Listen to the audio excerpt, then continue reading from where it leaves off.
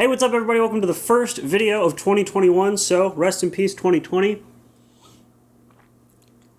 And today, we're going to be doing another third episode thoughts video, the first one of the year, and this time we're talking about the spinoff for Hazbin Hotel, which is, oh that was really bad, which is Helluva Boss. So let's get right into my third episode thoughts of Helluva Boss. When you want somebody gone and you don't want to wait too long, call the immediate murder professionals. So I know technically there are 2 official episodes and the pilot, so I'm going off of the 2 + 1 = 3 rule, and yeah, so the 3 episodes that we've seen so far have actually done a lot more in terms of world building, story, and character development than I would have expected from a show like this, and a lot more than what we got out of Hazbin Hotel. Granted, Hazbin Hotel only has the pilot at the moment, so I'm not going to do too many comparisons between the 2.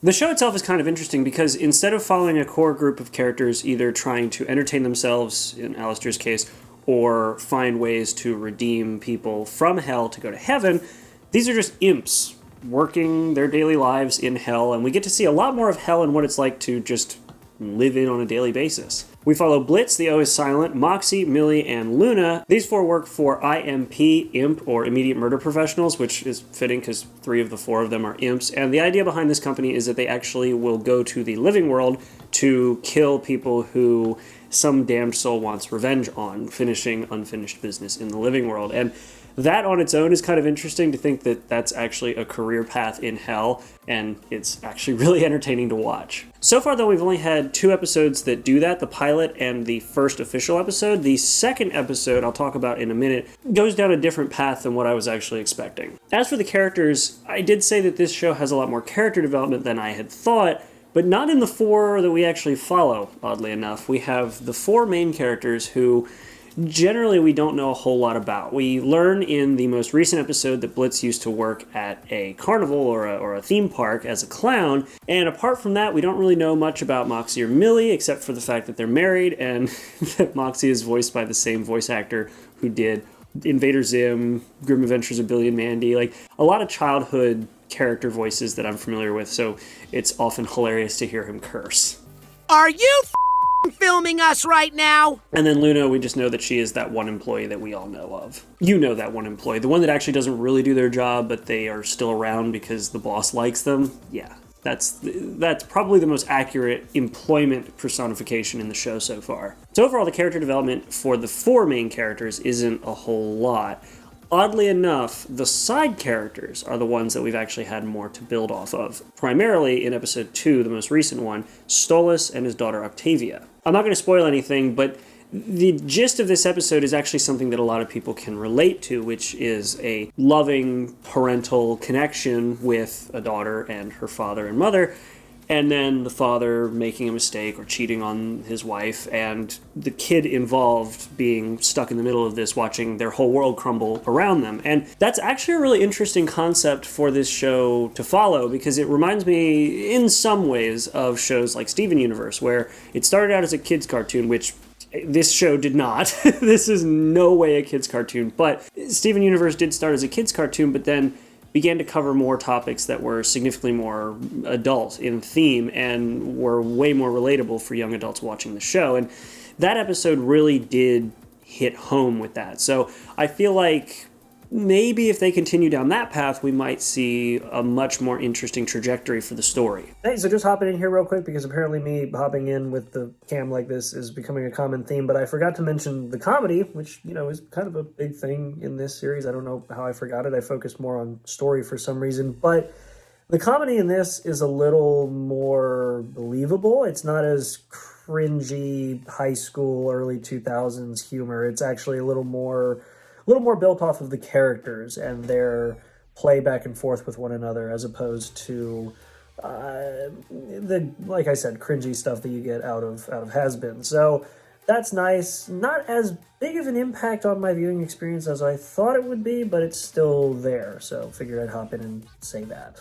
Apart from that, the show looks amazing. It's actually a really well done animation. The animation style seems to have only gotten better after the pilot, which I'm always happy to see a show continue to increase in production quality as opposed to decrease, because now they've got a free ride to create whatever they want. Good job on keeping up the production value. And the music. The music is actually really good. Not something I was expecting. Of course, we have some of the funny stuff, like the jingles that we have for the immediate murder professionals, which just always elicits a chuckle out of me. I love it. We'll kill your husband or your wife, or even let you keep the knife for the immediate murder profession.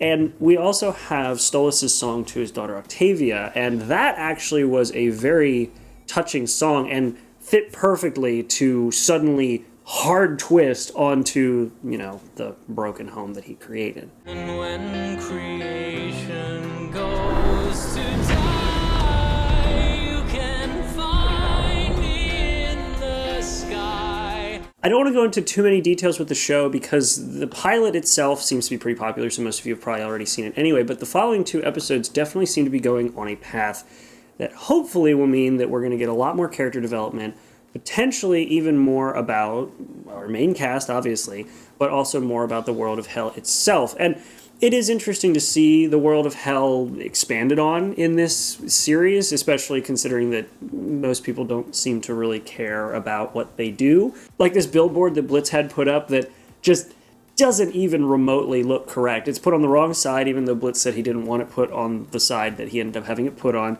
And everything that came through in the speech-to-text function was put on the billboard, not just the actual lettering. And other things like that. And that's, I think, the thing that I like the most about this series, apart from the story trajectory, is the attention to detail. Like, there are little things that if you just pause and look are hidden away in the background, which are kind of funny, but also things like how Lululand, for example, is supposed to be like a Lucifer's World sort of ripoff, and the mascot is an apple, which in the Bible was the fruit of sin, which is kind of funny that they chose that. Or things like the background signs that, like I said, you can pause and look at. Overall, I think the attention to detail in this series is probably one of its strong suits, along with some damn good voice acting. I didn't even bring that up. If you don't notice good voice acting, it means it's good voice acting. Like, it just blends in with everything else, which is phenomenal. So, good work there as well. In general, I don't want to ramble about this series, but in terms of characters, I think the dynamic between the characters is phenomenal. I think that the way that they actually handle the stories, if it continues the way that it's going for at least the way that the most recent episode went, there's a lot of potential with these stories. The music is awesome. I mean, episode 1, the first official episode, didn't really have too many strong songs, but things like the IMP song, the Moxie and Millie song, and of course Stolas' song to his daughter, those were all really good. Animation quality, great. Again, attention to detail, phenomenal. So I hope that this series continues on. It's supposed to go for an entire season, so I'm looking forward to the other episodes, and I'll give a final thoughts after it's all done. But for this, 3 episodes in, I'm genuinely enjoying it, and my tongue is very dry from that shot at the start. But either way, I hope you guys enjoyed this video. Please make sure to like and subscribe. The video just ended behind me, and now there's an ad playing. But thanks for watching, guys. Hope you enjoyed it. Make sure to like and subscribe. Check out the actual videos. I'll leave a link to the pilot down in the description. I need to go drink a ton of water or some more coffee. Apart from that, guys, thanks for watching. I'll see you in the next video. Make sure to be there, and have a good one.